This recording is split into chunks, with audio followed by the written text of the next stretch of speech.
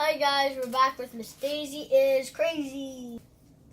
The most genius idea. After lunch we had recess, which means we get to go out in the playground and run around. Miss Daisy said we needed to burn off energy. Now this is more my style, I announced when we got outside. I made a beeline for the monkey bars. Then, dun, dun, dun, we had some other kids hit the swings. After that, all the boys had a contest to see who could spin around in circles along us without throwing up. Michael Robinson won.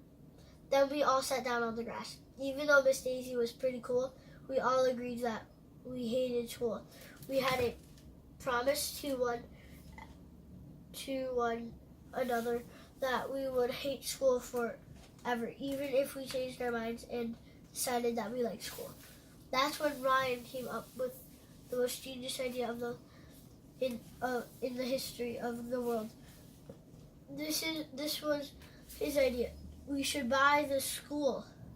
Ryan told us that his father worked for this big company, and that once his father's company bought some other company, just like you would go into a store and buy a candy bar. Ryan said it happens all the time. He said he didn't see any reason why we couldn't buy the school just like that. And if we bought the school, what would we do with it? Michael Robinson asked. We could do anything we want with it. We'd own it. Could we turn it into a video game? Arcade? That's a pretty good idea. I asked, sure, why not? Instead of teaching reading and writing and arithmetics, we could teach kids how to play video games! Yay! And we could ride skateboards in the hallways. Asked Michael Robinson. Sure we could, Ryan said. If we owned it. I got all excited because if there's one thing that I like to do almost as much as playing football, it's playing video games. Oh, and riding skateboards. I started emptying out my pockets. I had a nickel, 3 pennies, and a lifesaver. He had a lifesaver. That's good. It's going to save his life. I know, I'm just kidding. The other boys emptied their pockets too. We separated all the pennies, nickels, and dimes into little piles. Then we added up all the money. We had $1.32. Wow, Michael Robinson said. That's a lot of money. I don't think it's enough to buy a school, said Ryan. Well, who knew a thing or two about financial matters because his father worked for this big company. Well, how much do you need to buy a school? I asked. Beats me, said Ryan. We better ask Miss Daisy. I bet you she's going to say $1.30. Then it'll be like, okay, well, we're going to buy the school. They buy the school. Then they're like, oh, wait, we can't buy the school. Oh, my God, taxes! We all rushed inside after recess and asked Miss Daisy how much it would cost to buy the school. Gee, I don't know, said Miss Daisy, who didn't seem to know much of anything. Why do you want to buy the school? We want to turn it into a video game arcade, I told her. What a great idea, she beamed. I loved video games. I love video games. I said that so wrong. There are so many schools and so few video game arcades.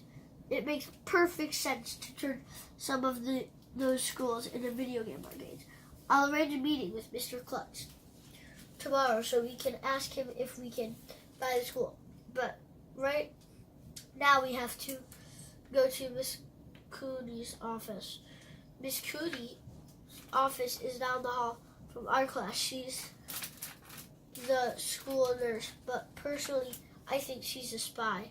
I'll tell you what, there's this big poster on her wall that says this: EYWXLEOPLSJRMQMWRJRGA. Jeez. Sorry, guys. I tried to read it, and it didn't make any sense at all. Even Andrea Young didn't know how to read the poster, and she knows everything. I think Miss Cootie has created a secret code, and she's using the poster to send mystery spy messages.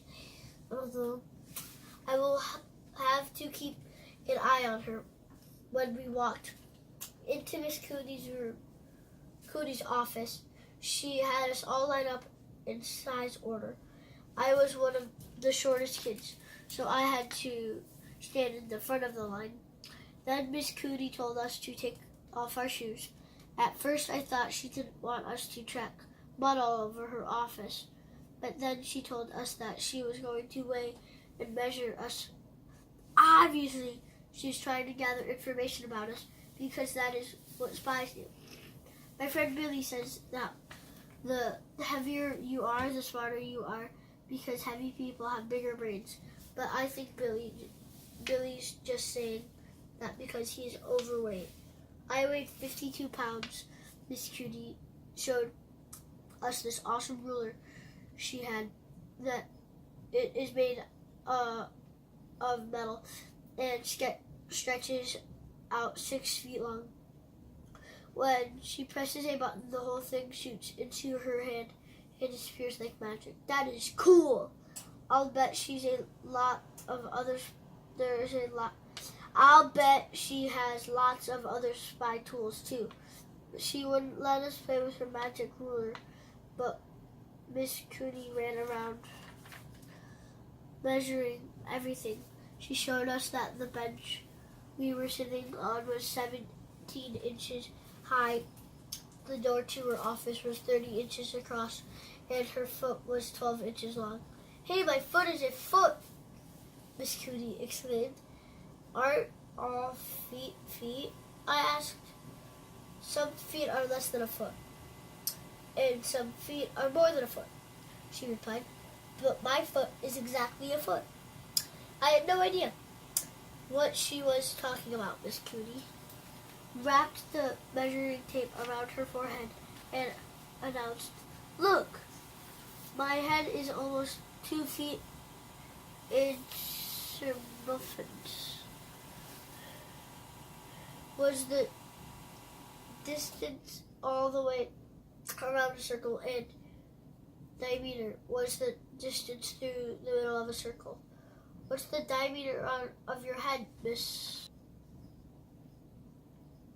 Cootie? I asked. Everybody laughed, even though I didn't say anything funny. That would be hard to measure. But isn't measuring things fun? Miss Cootie asked. I wonder how much the scale weighs.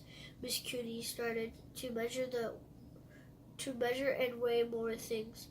But Miss Daisy said, We have to go back to class. Chapter 6. What do you want to be? I think, guys, we might end there for now.